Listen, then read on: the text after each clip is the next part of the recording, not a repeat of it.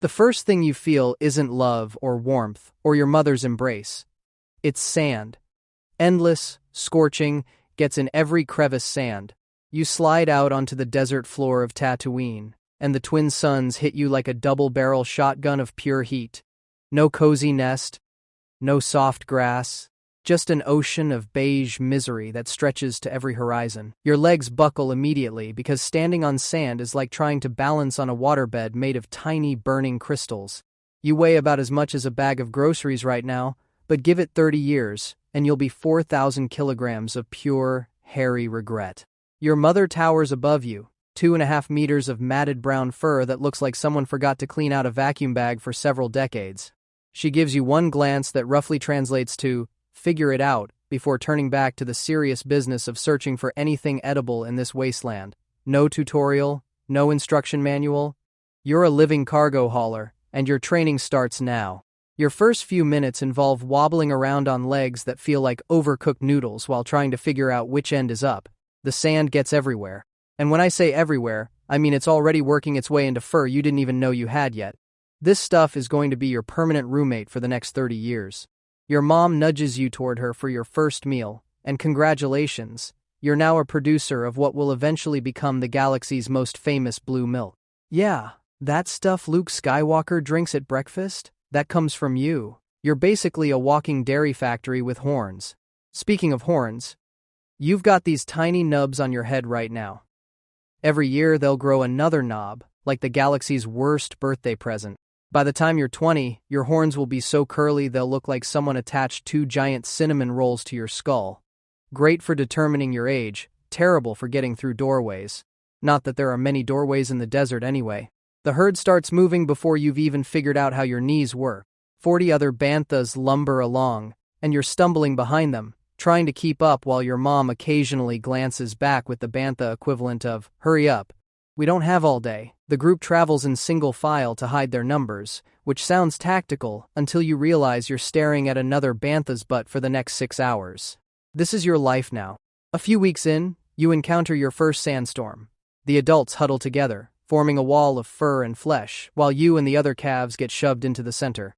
The sand whips around like tiny bullets, and even with all that protection, you still end up with enough grit in your mouth to start your own beach. But hey, at least you're not alone. There's another calf next to you, equally miserable, and you both share a look that says, "This sucks," in perfect unison. Around 3 months old, something weird happens. These wrapped-up figures show up at the edge of the herd. Tusken Raiders. The adults don't run, they just stand there, and suddenly one of them walks straight toward you. Not the big aggressive male your mom's been hanging around. You. Specifically you. The Tusken makes these strange guttural sounds, and before you know it, there's a rope around your neck. Congratulations. You've just been adopted. Your new Tusken owner is maybe 8 years old, and he smells like wrapped bandages and determination. This is your person now. Forever. No returns, no exchanges. You're bonded at some mystical level that even the Jedi would find weird. When he's happy, you feel it. When he's scared, you know. It's like having someone else's emotions downloaded directly into your brain, except you can't turn off the notifications. Training starts immediately. Your Tusken kid teaches you commands in their guttural language. Move. Stop. Don't eat that. Seriously. Stop eating that. You learn to recognize the sound of his gaffy stick hitting the ground, the specific way he clicks his tongue when he wants you to kneel. You're basically learning an entire language. Except you can't talk back. All you can do is moan in that deep, slow way that sounds like a broken foghorn. By year 2, your horns have 2 knobs, and you're big enough for your Tusken to actually ride. The first time he climbs on your back, you nearly collapse. Not because he's heavy, but because walking with someone on top of you is like trying to balance a plate on your head while navigating an obstacle course. He falls off 17 times the first day. You count. The daily routine settles in. Wake up before dawn, carry your Tusken around looking for moisture farms to raid. Stand there while he threatens some poor moisture farmer with his gaffy stick. Carry stolen goods back to camp. Get brushed with the same gaffy stick he just used as a weapon. Yeah, they use their weapons as grooming tools. That stick that just cracked someone's skull? Now it's detangling your fur. Delightful. Oh, and the Krayt dragons. Nobody mentions the Krayt dragons when they're selling you on the Bantha lifestyle. These massive predators live under the sand, and guess what their favorite snack is?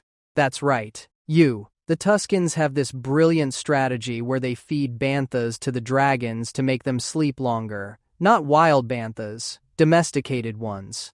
Sometimes they pick Bob from 2 tents over, and everyone just watches as Bob gets marched out to become dragon chow. You spend every night wondering if tomorrow's your turn to be a sleeping pill. Years pass. Your Tusken grows up, becomes a warrior, finds a mate.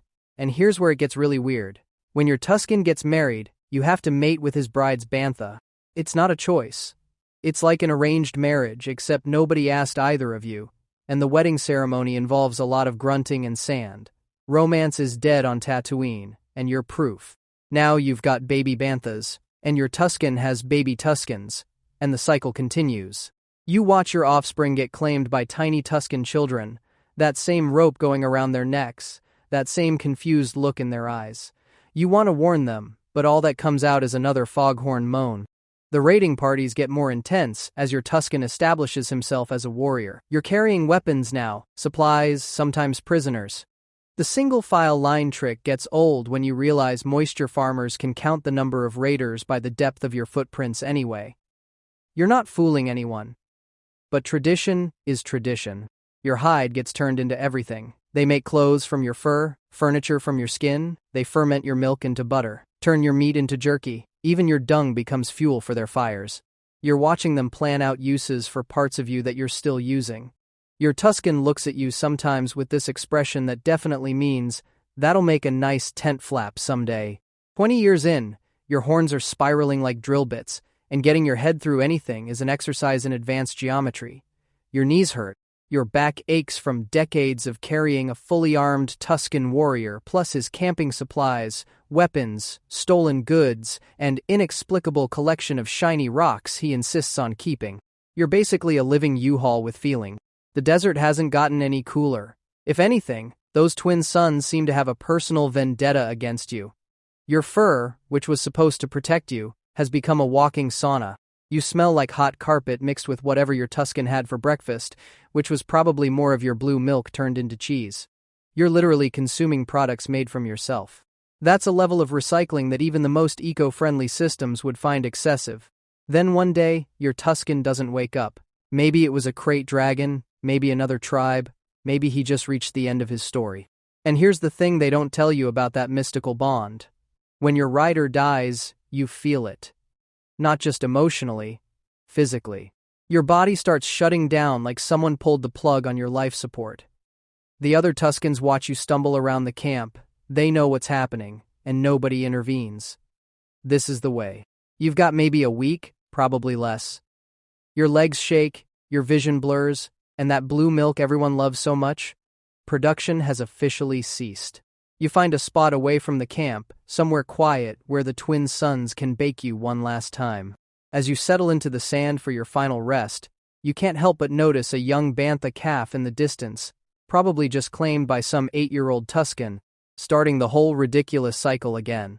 Poor kid doesn't even know he's destined to become milk, meat, leather, and eventually, if he's really unlucky, dragon food. You'd warn him, but all that comes out is one last, long moan that gets lost in the desert wind. The sand's already starting to cover you before your eyes close. Because on Tatooine, even the planet can't wait to turn you into just another dune.